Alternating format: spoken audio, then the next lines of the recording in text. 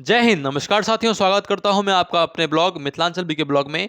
आज के ब्लॉग में हम जा रहे हैं अपने एचएमटी कॉलेज, क्योंकि कल है हमारा यूनिवर्सिटी का एग्जाम स्टार्ट। डीबीएमएसएस का पहला एग्जाम है और एडमिट कार्ड भी आ चुके हैं, तो कॉलेज से सिग्नेचर करवाना जरूरी है, वेरीफाई करना जरूरी है। तो बुलाया है वहाँ पे, थोड़ा दस्तक देना जरूरी है।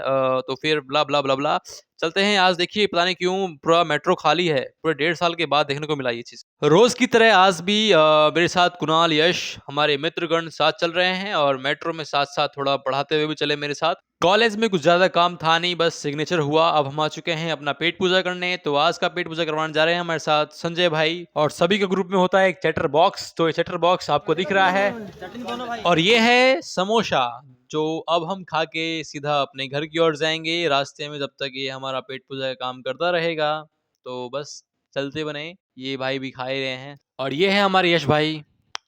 अरे वाह।